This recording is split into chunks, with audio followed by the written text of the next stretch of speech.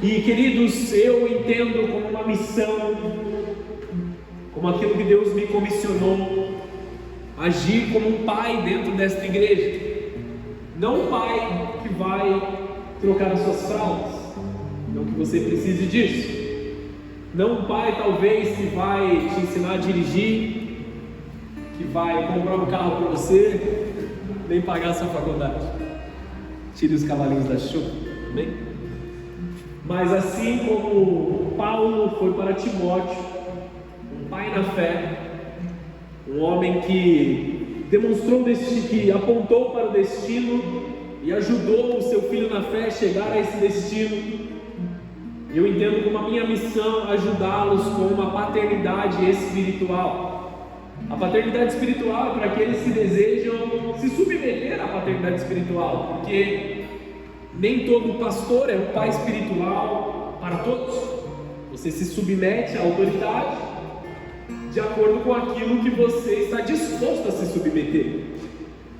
Você pode me ver como um amigo, você pode me ver como um pastor, você pode me ver como um pai espiritual, amém? São níveis diferentes de relacionamento, mas estamos disponíveis para todos, com amor para com todos, para guiá-los, para ensiná-los, assumindo a missão que nós temos aqui. Ao longo da minha caminhada, que não é tão longa, amém? Sou novo, sou apenas uma criança de 34 anos. E ao longo dessa caminhada com Cristo, fazem mais ou menos 14 anos, esses dias a gente estava tentando lembrar quanto tempo faz que a gente se converteu. 14 anos atrás a gente se converteu, e mais ou menos 9 anos nós já estamos pastoreando. Vamos fazer 9 anos em dezembro, esse é o certo, que nós estamos pastoreando. E ao longo dessa caminhada nós vimos pessoas que lideravam as suas igrejas para o seu próprio interesse, pessoas que estavam ali em nome de Jesus atendendo às vontades do seu próprio umbigo, como nós vimos também homens e mulheres que se entregaram de uma forma absurda por aqueles que Deus os confiou, homens e mulheres que abriram mão de tudo, abriram mão de faculdade, de trabalho, pessoas que abriram mão ali de morar numa cidade que moravam, mudaram de cidade, tiveram que mudar de novo, e de novo, e de novo, homens e mulheres que se entregaram verdadeiramente como verdadeiros pais espirituais. E nós estamos aqui, amados, para trazer essa revelação sobre a igreja e sobre a mesa da presença, amém? Existe uma mesa figurativa aqui no meio de nós, da qual todos nós nos beneficiamos. Essa mesa é servida de alimento por Deus em primeiro lugar, da sua palavra. E eu me coloco como um servo aqui servindo os filhos de Deus, apenas fazendo e facilitando com que o alimento chegue no teu prato. Esse é o meu papel aqui nessa noite, amém? Então eu me diminuo como o menor dos servos para servir filhos de Deus nesse momento. Você ouviu a ministração que eu fiz no domingo sobre não sermos órfãos, mas nós somos filhos de Deus. Essa é a nossa identidade, amém, irmãos? Amém. Então eu me diminuo aqui nesse momento, a fim de servir os filhos do Senhor, a fim de servir os meus irmãos em Cristo, mas aqueles que são mais importantes aqui nessa noite, aqueles que estão com fome e com sede da palavra do Senhor, amém? O texto de Provérbios, capítulo 1, versículo 8, diz o seguinte: Filho meu, ouve a instrução do teu pai, e não deixes o ensinamento da tua mãe, porque serão como diadema gracioso em tua cabeça, e colares no seu pescoço. Amém? Até aí? Feche os teus olhos, baixa a sua cabeça por um momento. Senhor Jesus, eu quero te agradecer por essa oportunidade nessa noite, de ministrar essa palavra e de servir os teus filhos aqui nessa noite, Senhor. Eu me coloco na disposição inteira e total de ser um pai para essa igreja, de entregar alimento sólido e alimento verdadeiro. Senhor, eu me coloco na tua disposição nesse momento, fazendo um voto diante da tua presença e diante dos teus filhos aqui, Senhor. Que o suor do meu rosto seja para alimentá-los espiritualmente, e não para o meu benefício próprio, Senhor. Que eu continue, Senhor, nessa missão, sendo sustentado pela Tua presença, sendo sustentado pela Tua glória. E o meu pedido, Senhor, verdadeiro, é que os Teus filhos que estão aqui, Senhor, ouvindo essas palavras nesse momento, alcancem lugares mais profundos e mais íntimos com o Senhor, dos quais eu jamais alcancei, Senhor.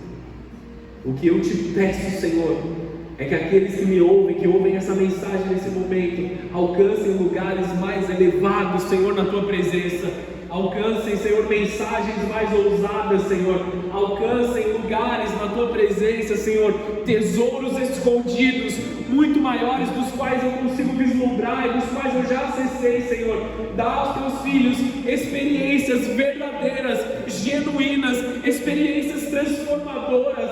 Abre olhos, abre ouvidos aqui nessa noite, para que eles alcancem, Senhor, mais e mais da Tua presença, mais e mais da Tua glória, mais e mais do Teu sobrenatural. Abre os céus de uma forma que eles estejam escancarados, para que a glória do Senhor recaia sobre eles. Nós clamamos por uma chuva verdadeira de avivamento, céus abertos sobre cada filho Teu, Senhor. Aleluia. Que eles usem, Senhor, o pouco de bagagem que eu acumulei até esse momento como um trampolim para eles serem impulsionados a algo mais alto, Senhor, na Tua presença. Em nome de Jesus, Senhor. Esse é o clamor do meu coração, e eu peço que isso seja derramado sobre os Teus filhos aqui, Senhor. Em nome de Jesus. Em nome de Jesus. Amém. Amém. Não estou contando o tempo. Misericórdia. Eu vou pregar até onde der, e o resto eu prego no domingo. Amém? É uma palavra muito longa. Mas eu vou indo até onde der, e no domingo eu continuo. Calma, só comecei agora, tá tudo bem. O que acontece na mesa da presença? Transferência. Amém? Nós estamos aqui para falar sobre transferência na presença de Deus. Existe um nível de transferência que nós falamos de impartição, transferência da glória, quando a gente põe a mão sobre a cabeça de alguém e o Espírito Santo é transferido sobre a pessoa. Não é exatamente isso que eu quero dizer. Nós estamos falando sobre a transferência de conhecimento, a transferência da vida e a transferência do Evangelho de uma pessoa para outra. O Evangelho, amados, ele não é ensinado, ele é capturado. O que eu quero dizer com isso? Você pode fazer uma faculdade de teologia ou várias faculdades, das melhores que forem. Isso não vai te ensinar a crer em Deus. Você vai aprender sobre quem Deus é. Pode aprender sobre quem Ele é, mas o Evangelho, a vida com Deus, ela é capturada e não ensinada. Amém? Nós podemos ensinar tudo o que nós pudermos, mas a vida com Deus, ela é, por falta de uma palavra melhor, ela é aprendida ou ela é absorvida através de nós vermos pessoas vivendo ela na nossa frente.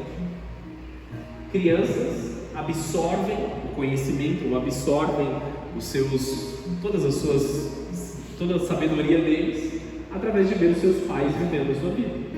Se nós temos um pai que grita, a criança grita. Se nós temos um pai que lê bastante, a criança tem a sua tendência a ir para os livros mais cedo. Também. Nós temos tendências aqui de transferir as coisas que nós somos.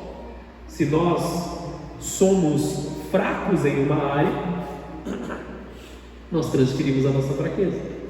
Se nós somos fortes em uma área, nós transferimos essa área que já está mais bem trabalhada. Até aqui tudo bem?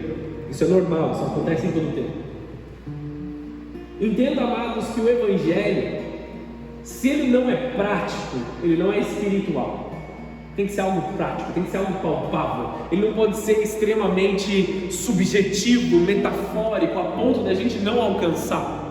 Ah, mas Jesus falava em parábolas, Jesus usava muitas metáforas. De fato, Jesus usava, mas eram coisas não para dificultar o entendimento, mas para facilitar com que as pessoas cresçam, facilitar com que as pessoas ali naquele momento vivessem aquilo, porque ele estava falando de coisas que eram difíceis demais de entender. Por exemplo, Jesus fala do perdão através de dizer o reino dos céus é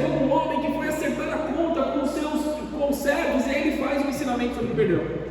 Ele usa uma parábola, ele usa uma metáfora para trazer as pessoas para perto. Grandes homens de Deus foram grandes porque eles fizeram com que a palavra de Deus fosse compreendida para muitas pessoas. Então nós precisamos viver um evangelho que é prático para que ele seja espiritual. Os bebês de colo, eles mostram a sua necessidade para sua mãe através ali de choro. Quando o bebê está no colo e sente fome, a única forma dele se comunicar ali é através do choro ou de uma irritação. Ele começa a se mexer muito, ele começa a demonstrar ali um desconforto, ele sente fome, a barriga dele dói, ele demonstra isso para a mãe dele. Quando o filho começa a crescer, o filho menor, ele precisa aprender a falar. Embora a gente saiba que a criança está com fome, a gente começa a estimular a criança. Fala o que você quer. A gente já sabe a resposta, mas o pai vai falar: fala, se comunica, use as suas habilidades. Você está crescendo um pouquinho mais, agora você usa as suas habilidades, agora você demonstra aquilo que você quer. Os mais velhos, eles começam a aprender, os filhos, os pequeninos, mas um pouquinho mais velhos, eles aprendem a pensar e resolver pequenos problemas por eles mesmos ao lado do pai. Agora você já não vai fazer mais tudo para eles. Eu quero água. Então, o que você precisa fazer para você ter água? Eu preciso do meu copo. Lá em casa eles chamam de pote. Tudo é pote. Eu preciso do meu pote. Então você vai no armário, você vai pegar o seu copo, você vai até o filtro de água, você pega a água. Consegue resolver esse problema com você mesmo? Precisa de ajuda? Aí o pai observa enquanto a criança faz isso. Você começa a ensinar a ele a resolver os seus pequenos problemas. Aí começam a vir os problemas matemáticos da escola e todas as coisas. Resolva isso aqui, eu te ajudo, não vou fazer por você, você resolve. Os maduros, os filhos maduros, quando eles são formados, homens, mulheres, segundo a tradição judaica, eles passavam a cuidar dos negócios do pai. Porque nós vemos Jesus sendo um carpinteiro, porque José era carpinteiro. Então ele amadureceu, ele cresceu com José, que transferiu esse ofício para ele, e ele passou a cuidar dos negócios do pai, uma vez que o pai dele faleceu. E qual deles, amados, qual desses que eu descrevi precisa mais da mesa do Senhor? Eu lembro de ter pensado nisso uma vez, e aí a minha primeira resposta foi os bebês, os pequeninos. Só que na verdade os pequeninos, eles não se assentam à mesa, eles não desfrutam de estar na mesa na presença dos pais dele. Eles são alimentados ali e eles estão alheios àquela situação, eles nem sabem o que está acontecendo, não sabem se é hora de comer, de dormir, eles só estão ali, sendo cuidados pela mãe. Os filhos menores, eles não sabem se portar à mesa. Eu tenho 2 em casa. Então sempre que a gente senta para almoçar, o nosso almoço é resumido em: senta aí, termina de comer, derrubou o suco, limpa o suco, se movimenta. Quem nunca passou por isso? A gente passa por isso. Levantou de novo, por que você está de pé? Está na hora de almoçar, dá mais uma garfada, come aí direito. Os filhos menores, eles não apreciam a mesa. Os filhos um pouco mais velhos, eles passam a dar valor para aquela mesa. Porque ali é aquele momento que eles começam a ser instruídos. Eles entendem que eles têm um lugar seguro para eles compartilharem, para eles falarem. Mas os que verdadeiramente valorizam a mesa da presença são os que já estão cuidando dos negócios do Pai. Porque eles já passaram uma vida inteira se beneficiando da mesa. E agora eles voltam para o Pai com uma intenção de buscar sabedoria, uma intenção de resolver grandes problemas que os fáceis agora eles já conseguem resolver. Então eles valorizam muito mais a presença do Senhor. Por que eu falei tudo isso? Porque nós precisamos aprender a valorizar aquilo que nós estamos vivendo aqui na presença do Senhor. Não valorizar o culto, amém? Embora eu não esteja falando sobre isso, cabe nós dizermos isso, porque muitas vezes nós vemos as pessoas chegando na igreja: vamos orar. Aí todo mundo fecha o olho e muitas vezes eu estou com o olho aberto enquanto eu estou orando e eu vejo as pessoas só aqui nas redes sociais. Doom scrolling chama isso. Um dia eu preguei sobre isso, depois a gente volta. Estamos em um lugar que é santo, que é separado. Então nós voltamos aqui a esse texto. Ouve a instrução do teu pai. Não deixes o ensinamento da tua mãe. Eles serão diadema de gracioso para a sua cabeça e colares ao teu pescoço. O propósito de Deus hoje é transferir paternidade sobre a tua vida, a responsabilidade da paternidade, não minha. Não precisa me chamar de pai, pelo amor de Deus. Não é isso que eu estou falando. Mas de entender a paternidade do nosso Deus, que fala conosco a todo tempo, que nos chama para a mesa, e que muitas vezes nós somos aquelas crianças que estão com formiga dentro do tênis e não conseguem sentar à mesa. A gente senta, dá uma garfadinha aqui, sai correndo, faz um monte de coisa, aí a gente volta, porque o pai insistiu para a gente voltar e a gente dá mais uma garfada. Que nós possamos aprender a valorizar a mesa da presença do Senhor. Líderes levantados para serem pais para os perdidos. Nós somos chamados como filhos maduros para cuidar dos negócios do Pai. Quando Paulo está dizendo para Timóteo sobre ele evangelizar, sobre ele cumprir a função dele, ele estava falando sobre aquilo que as pessoas precisavam. Então nós estamos amadurecendo em Cristo, para que nós sejamos resposta para aqueles que não estão em Cristo. Nós aprendemos que o nosso Pai, ele tem uma responsabilidade e nós damos continuidade na sua obra. Talvez eu não seja um dos pastores mais confortáveis no qual você vai andar ao meu lado, porque eu sou um dos caras que prega sobre perdão, sobre sermos parecidos com Cristo, sobre diminuirmos, sobre sermos amáveis.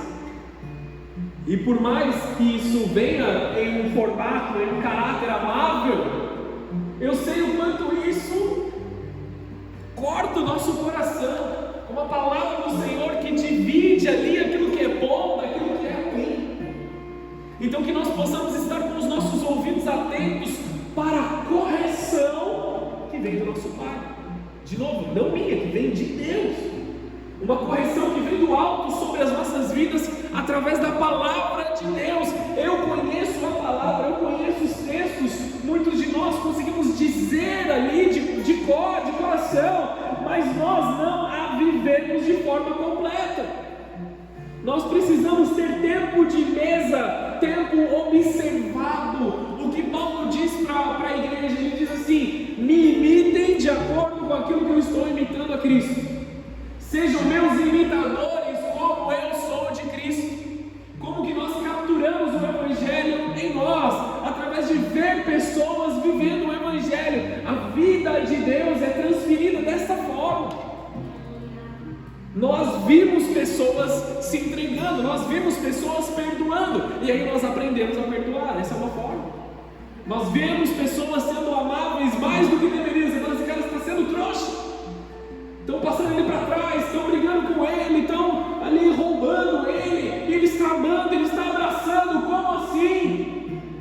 Sede meus imitadores como eu fui de Cristo.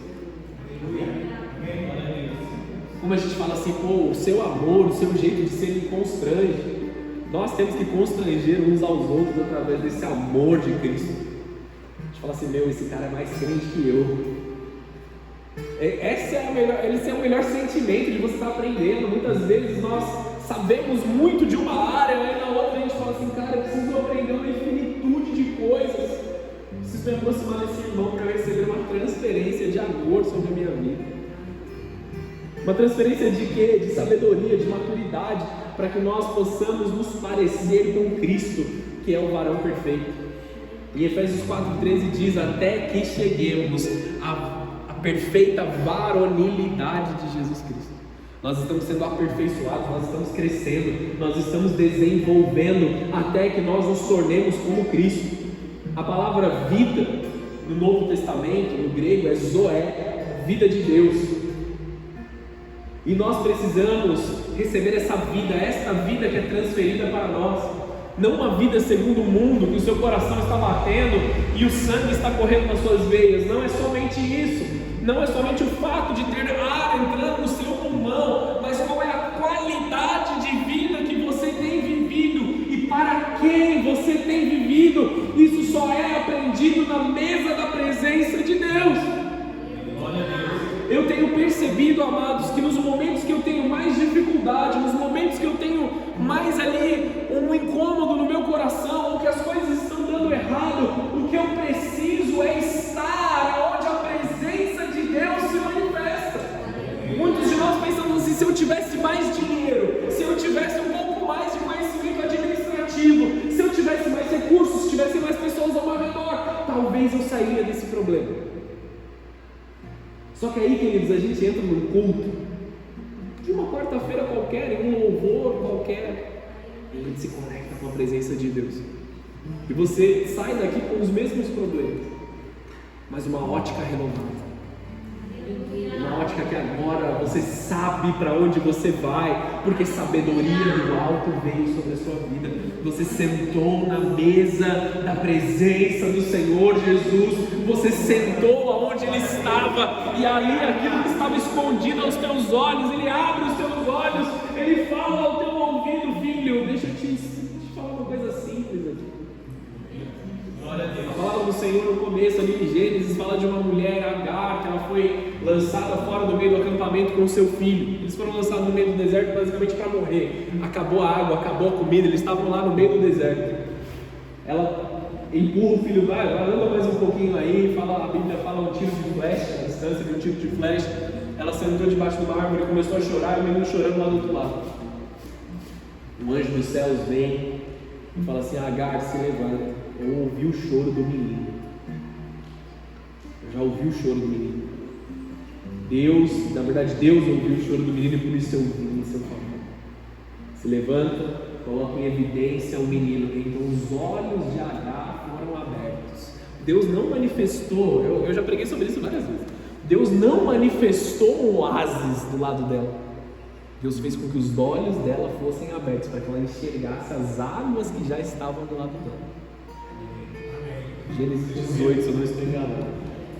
Você lê na sua casa a história de Agar, como Deus fala que os olhos dela foram abertos. Por isso que a gente ora isso. Dá olhos para ver, dá ouvidos para ouvir. É na mesa da presença que a gente vai. Você pode ser o cara mais fera de administração, o cara mais sábio aqui, só que se a gente não estiver na mesa da presença, nada desse conhecimento, ele pode ser bem utilizado. A palavra de Deus te garante capacitação em Cristo. Você tem que conseguir em Cristo. A nossa resposta, a natureza de pai de Deus determina se você é um filho ou se você é um escravo. Falando sobre o espírito de orfandade e o espírito de adoção no domingo. Eu quero só lembrar isso sobre a tua vida.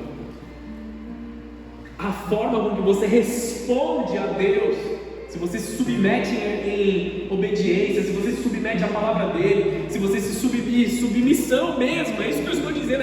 Eu sei que essa palavra pode ser dura para você, dependendo da sua criação, mas nós estamos falando de uma verdadeira submissão. Eu não entendo o que o Senhor está dizendo para mim, eu não concordo muitas vezes com o que o Senhor está dizendo, mas eu confio que a tua palavra é boa para mim. Nós estamos falando sobre submissão verdadeira, obediência de verdade. E talvez você tenha sido ensinado a obedecer através de um artefato que nós conhecemos como Havaiana. Muitos de nós, amém? Eu sou grato a Deus porque a Havaiana cantava dentro de casa. Hoje eu olho para o meu pai, para a minha mãe, e eu agradeço a eles pela disciplina que eles me deram. Porque a correção do seu pai, os conselhos da sua mãe são diademas e colares, pérolas belas um adorno sobre a sua vida. São coisas que nos preparam, que deixam a igreja, que deixam a noiva de Cristo mais bela. A correção do Pai nos traz mais próximos dele, nos deixa mais maduros, mais sábios e traz vida sobre nós. É o que você está entendendo? Correção sobre pessoas sábias são diademas de graça. Jesus ele não perde tempo, amém? Jesus ele não perde tempo. Jesus ele não desperdiça nada. Tudo aquilo que ele fez foi com propósito, foi com motivo. E se ele está te corrigindo é porque ele sabe que existe algo de muito melhor sobre a tua vida. Nós associamos correção a algo muito ruim. Porque vamos combinar, ninguém gosta de ser corrigido. Você está no trabalho, alguém te chama a atenção, você já fecha a cara. Na próxima oportunidade eu dou uma bica nesse cara. É assim que funciona. A gente é assim. Dentro de nós existe essa resposta. Ninguém gosta de correção. E às vezes as pessoas também não sabem corrigir, vamos ser sinceros. Tem gente que não sabe falar, tem gente que não sabe dar um toque, um conselho. E você sai bravo. Só que passa o tempo, as coisas vão passando, você vai amadurecendo, você vai ouvindo. E você se lembra, aquela correção não veio do jeito que eu gostaria, não veio do recipiente que eu gostaria, mas era o que eu precisava.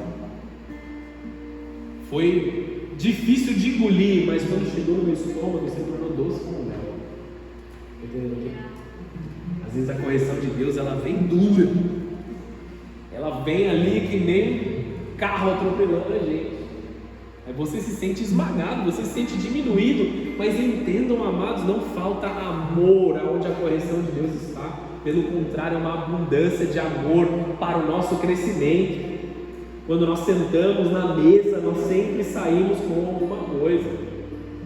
Sempre que eu vou para a casa dos meus pais, eu volto com alguma coisa. Às vezes é uma marmita. Uma boa parte das vezes é uma marmita. Às vezes é um presente para as crianças. Isso é um presente para as crianças. Às vezes é uma bronca.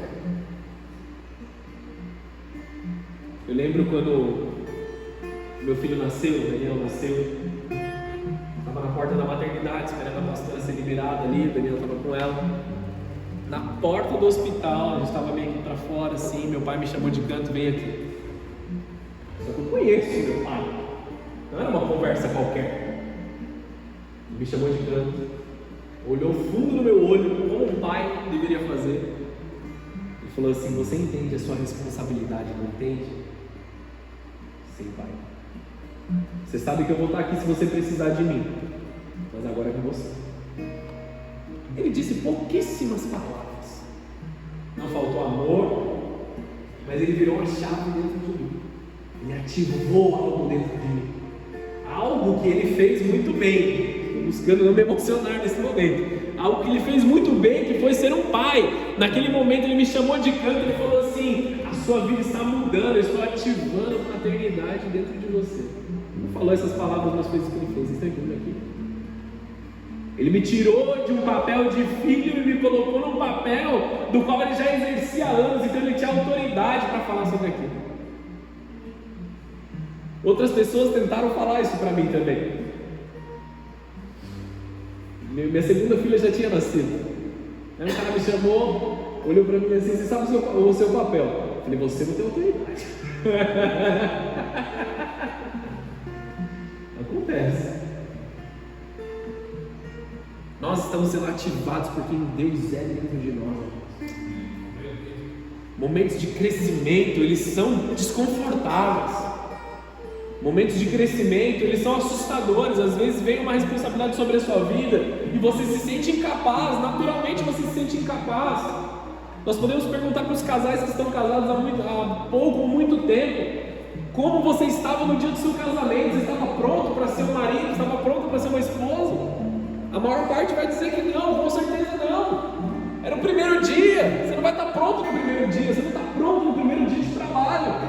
Você não está pronto no primeiro dia que você segura o seu filho no seu colo. Dificilmente. Mas ouça os conselhos do teu pai. Ouça aquilo que o Senhor Jesus diz sobre a tua vida. Nós precisamos tomar cuidado para não vivermos a mesma mudança que Adão e Eva viveram, de uma natureza incorruptível para a corruptibilidade. O ensino do nosso Pai nos afasta do mal. Tem uma árvore ali no jardim: desta árvore você não deve comer. Estou te ensinando sobre obediência. Estou te ensinando sobre um amor que deseja amar, um amor que corresponde. Deus total e completa de amá-lo, mas aí não seria um amor verdadeiro. Porque nós somos inclinados para a carne e optamos por amá-lo, sim se torna um amor verdadeiro. Deus poderia ter feito um monte de robozinho que eu adoro e eu amo, mas não é assim que funciona, isso não seria amor verdadeiro. Então nós temos que tomar cuidado para não sair desse lugar de incorruptibilidade para a corruptibilidade. Eva, de uma filha de Deus, reflexo da sua imagem, se transforma em uma natureza carnal, animal e pecaminosa. Ela sai da presença e passa a se esconder, ela sai das trevas, da luz e vai para as trevas. Só aonde havia coragem, passa a existir medo. Aonde existia honra, existe vergonha. De uma aceitação completa da sua identidade, agora existe uma incerteza e rejeição. Nós estamos em um tempo chave, amados, em um tempo em que estruturas têm sido abaladas para que os verdadeiros cristãos se revelem. Te desafio a abrir uns canais de notícia boa, bem? Inclusive as suas redes sociais já é mais fácil. O quanto de impostos estão sendo lançados.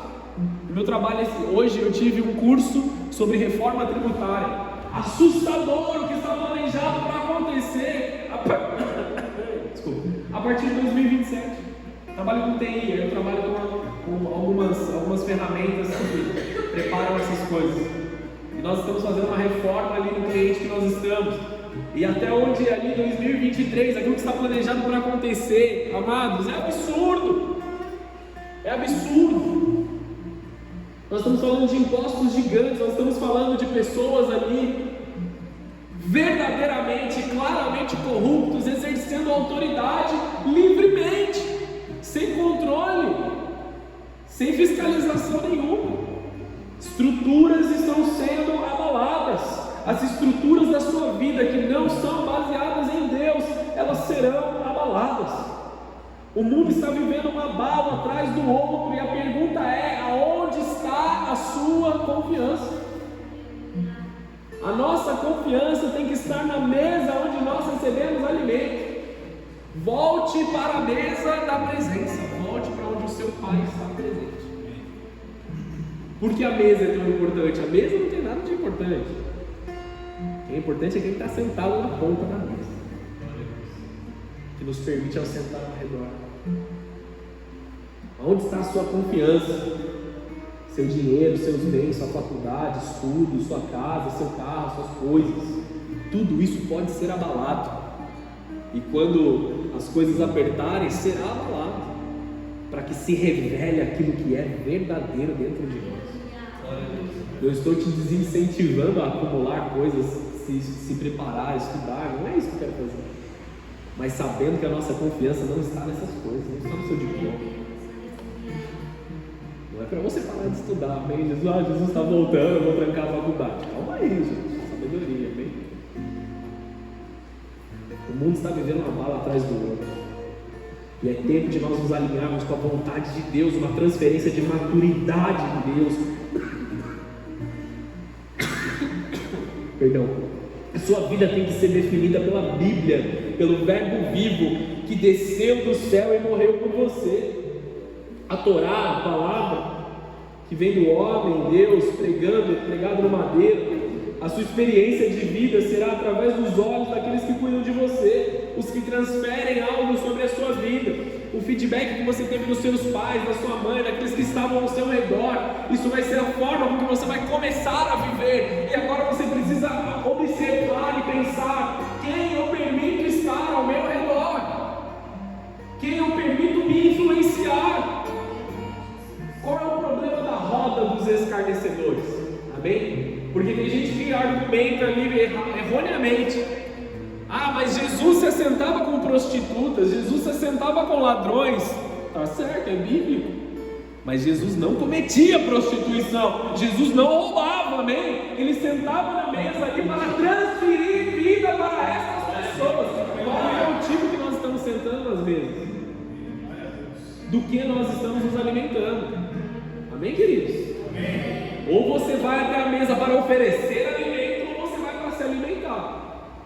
O que a Bíblia nos alerta é quanto àqueles que sentam na roda dos escarnecedores, na mesa dos escarnecedores, para se alimentar do que eles se alimentam. E aí Jesus nos ensina: comer de mim e do meu pão, comer da minha carne, para que tenham vida. E eu compartilho aquilo que eu recebi com você. Nós nos alimentamos da natureza de Cristo, nós transferimos a natureza de Deus. A mesa da presença é mais importante. Talvez você tenha sido guiado por uma paternidade ou uma maternidade que te feriu, que te machucou. E agora Deus está te mostrando que Ele é o Deus que esteve por trás de todas as coisas, te amando, te respeitando e cuidando de você, para que mesmo em um mundo mau, você fosse sustentado. Deus te mostra que Ele sempre foi teu Pai. A raiz da palavra Torá significa o que te auxilia a atingir o alvo, lançar em direção, apontar o caminho, dirigir ou guiar, atirar uma flecha no alvo, alcançar o propósito na vida, encontrar plenitude. Nós estamos falando da Torá, da palavra de Deus. A lei, aquilo que foi deixado por Deus em nós, ela nos ensina a alcançar o alvo, ela nos ensina a obter resposta, e uma resposta satisfatória. Então, filho meu, ouça a instrução do teu pai, não deixe o ensinamento da tua mãe, não abandone essas coisas. Como uma mãe, no seu amor, ela quer que você atinja o alvo. Deus age dessa forma. Ele quer que você seja sucedido, Ele quer que você atinja o alvo, Ele quer que o seu casamento seja próspero, Ele quer que a sua casa seja um lugar de bênção, Ele quer que as suas finanças se multipliquem, Ele quer o seu bem, Ele quer que as coisas aconteçam, por isso Ele te instrui, por isso Ele te ensina. Coração é aquilo que vem da casa, da família. Já medo é o que acontece na ausência daquele papel de mãe, de cuidado, da afirmação, do amor que está em Deus, que provém de Deus, na mesa da presença onde Ele está. A ira também é o que acontece na ausência do papel de pai, do ponto de segurança. Quando nós não temos a nossa segurança em Deus, nós nos tornamos pessoas iradas, porque nós estamos inseguros ou da nossa identidade ou do nosso futuro, e nós agimos de forma agressiva. Você já reparou crianças, quando não sabem o que fazer, elas gritam, elas empurram, elas brigam, elas se sentiu um pouquinho injustiçado. Falamos disso na semana passada, também quarta-feira passada. Se sentiu um pouquinho injustiçado, se sentiu um pouquinho apertado, já grita, já briga, já fala: isso aqui é meu, e dá de novo. Você fala: poxa, isso não é a melhor forma de você fazer isso, cara, você tem que aprender. A ira acontece dentro de nós quando nós estamos fora do nosso ponto de segurança, que é o Senhor. A disposição e a vontade de segui-lo é o que vem do nosso Pai Celestial. Debaixo dessa palavra, Deus levanta pais sacerdotais aqui nessa noite. João 14,6, não precisa abrir, diz assim: Jesus disse a ele: eu sou o caminho, a verdade e a vida. Ninguém vem ao Pai a não ser por mim. Você quer encontrar o Pai? Jesus é o caminho. Você quer encontrar a Deus? Jesus é o único caminho, o único e satisfatório caminho. Se nós estivermos desconectados de Cristo e de Cristo quem Ele realmente é, o Cristo das Escrituras, não algo parecido, nós jamais viveremos um relacionamento verdadeiro com o nosso Pai. Glória a Deus. Ah, para mim Deus é isso, para mim Deus é aquilo. Aí você tem um problema. Você tem um problema. Nós precisamos resgatar essa paixão descontrolada pelo nosso Pai. Deus quer restaurar a humanidade quebrada, a condição quebrada. Lucas 4,18: o Espírito do Senhor está sobre mim, pois me ungiu para evangelizar os pobres, enviou-me a curar os quebrantados de coração e pregar liberdade aos cativos e restauração de vista aos cegos, e pôr em liberdade os oprimidos, anunciar o ano aceitável do Senhor. Quando é o ano aceitável do Senhor? Aonde o Senhor está. Que momento é o momento aceitável do Senhor? Aonde a presença de Jesus está manifesta. Jesus, ele fecha o rolo, ele fecha o livro e fala assim: esta palavra se cumpriu agora em mim. Então aonde ele está é o ano do favor de Deus. Aonde Cristo se manifesta, nós entramos debaixo do favor do Senhor, da glória de Deus. muitas vezes o favor do Senhor vai se apresentar inicialmente como uma correção, para que algo seja destravado na tua vida, para que algo mude. Eu tenho um problema, amados, em certos momentos, eu não estou falando mal da profissão, mas em certos momentos que coaches ou pessoas, sei lá, vocês entenderam, coach, ele te vende uma forma de destravar algo na sua vida que é muito bonita, que é muito maravilhosa e totalmente metafórica. Quando você vai aplicar, ela não é aplicável. O Evangelho é aplicável e muitas vezes começa com uma correção. Corrige em você, corrige o seu pecado, corrige a sua forma de pensar, corrige a sua forma de agir, corrige a sua forma de se comportar diante das coisas e veja a glória de Deus se desdobrar diante da tua presença. Tudo aquilo que é fácil fora da presença de Deus é enganoso. Quando nós estamos em Deus, quando nós estamos no favor de Deus, sim, as coisas são fáceis. Ele alivia o jugo, amém? É fácil quando estamos na presença de Deus. Essa mentira que contaram por muito tempo, as coisas de Deus elas têm que ser difíceis. Não foi isso que Jesus falou. Meu jugo é suave e meu fardo é leve. Quando nós estamos verdadeiramente em Cristo, Ele alivia nossas coisas. Quando nós nos submetemos, quando nós estamos na mesa da presença, as coisas se tornam fáceis. Por que está difícil? Porque nós não estamos olhando diretamente para Ele. Alguns motivos acontecem para que as coisas se tornem difíceis. A religiosidade entra no nosso coração, ou o pecado entra no nosso coração, ou a desobediência faz parte das nossas atitudes. Aí as coisas começam a se tornar realmente difíceis, porque o jugo começa a pesar sobre nós. Mas quando nós estamos em Cristo, as coisas começam a se tornar fáceis. É fácil na presença do Senhor. O Pai, Ele exorta, Ele corrige e Ele afirma a identidade. Vamos encerrar, amém? Obrigado. Glória a Deus pela sua vida. 2 Timóteo, capítulo 1, versículo 6. Abre aí na sua Bíblia para tomar uma olhada.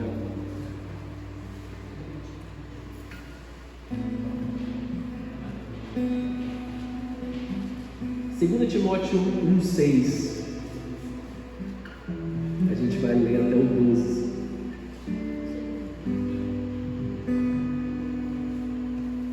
Por esta razão, eu ouvi um barulho de folhas. Já achou que também? Por esta razão, pois te admoesto, que reavives o dom de Deus que há em ti pela imposição das minhas mãos, uma transferência de Paulo para Timóteo. Porque Deus não nos tem dado um espírito de covardia ou de medo, mas de poder, de amor e de moderação, de autocontrole, de sanidade de mente. Não te envergonhes, portanto, do testemunho do nosso Senhor, nem do seu encarcerado, que sou eu. Pelo contrário, participa comigo dos sofrimentos a favor do Evangelho, segundo o poder de Deus, que nos salvou e nos chamou com a sua santa vocação, não segundo as obras, mas conforme a sua própria determinação e graça que nos foi dada em Cristo Jesus, antes dos tempos eternos, e manifesta agora pelo aparecimento do nosso Salvador Cristo Jesus, o qual não só destruiu a morte, como trouxe à luz a vida e a imortalidade mediante o Evangelho, para qual eu fui designado pregador, apóstolo e mestre. E por isso estou sofrendo essas coisas. Todavia eu não me envergonho, porque eu sei em quem tenho crido, e estou certo de que Ele é poderoso para guardar o meu depósito até aquele dia. Eu sei em quem eu creio, e eu transfiro sobre a sua vida, Timóteo, meu filho na fé. Sofre comigo as dores do Evangelho, sofre comigo as perseguições por causa do Evangelho, sofre comigo as dificuldades que o mundo apresenta àqueles que estão caminhando em direção à glória do Senhor. Porque nós temos um prêmio, nós temos uma soberana vocação que há de ser revelada sobre as nossas vidas. Que tipo de amor nós precisamos amar a Cristo para dizer: para mim, o viver é Cristo e o morrer é lucro? Que tipo de amor nós temos que amar Jesus? Que tipo de relacionamento nós temos que ter com Jesus para nós dizermos essas palavras? Que tipo de amor nós temos que amar Jesus para dizer assim: eu estou preso, mas eu estou escrevendo essa carta para você, Timóteo, te incentivando a continuar, mesmo que tentem te calar, mesmo que te cancelem, mesmo que você seja preso, mesmo que você apanhe, mesmo que tudo aconteça para você, sofre comigo as dores do Evangelho, porque existe um lugar mais elevado para a gente viver. Ele passou por dores, ele passou por dificuldades, amados. Embora as coisas na presença de Jesus sejam fáceis, o mundo apresenta as suas dificuldades para aqueles que querem romper as coisas de Deus. A facilidade está naqueles que vivem, porque Deus alivia o jugo, embora eles estejam passando por coisas difíceis. Só que muitos hoje em dia chamam de perseguição um olhar torto, chamam de perseguição um comentário na rede social, ou uma pessoa, fulano não fala mais comigo agora que eu estou na igreja. Isso não pode ser perseguição, amados. Não pode, o nosso evangelho não pode ter sido reduzido a isso. A pessoa, eu entrei na igreja, fulano lá nem pegou na minha mão, nem me abraçou. Às vezes o cara estava com um problema, cara, gigantesco. Às vezes ele nem conseguiu ali olhar no seu olho porque ele estava triste, machucado. Eu acho que é assim, eu acho que tem que ser daquele jeito, eu me sinto injustiçado. Isso. Amados, o nosso evangelho não pode ser reduzido a pequenas coisas. Nós precisamos olhar para um evangelho que está disposto a sofrer em favor de que Cristo cresça. O evangelho de que valoriza a mesa da presença onde Jesus está, e não as coisas, e não o status, e não a posição. Nós somos os trabalhadores da última hora, nem quero entrar na pregação de quarta passada, mas nós somos os trabalhadores da última hora. Nós somos aqueles que foram igualados por outros, e ali não tem, foi justo, não foi justo, isso já não interessa não. É pela graça. Pela graça. Feche os teus olhos e baixa essa cabeça. Temos uma parte 2 dessa mensagem.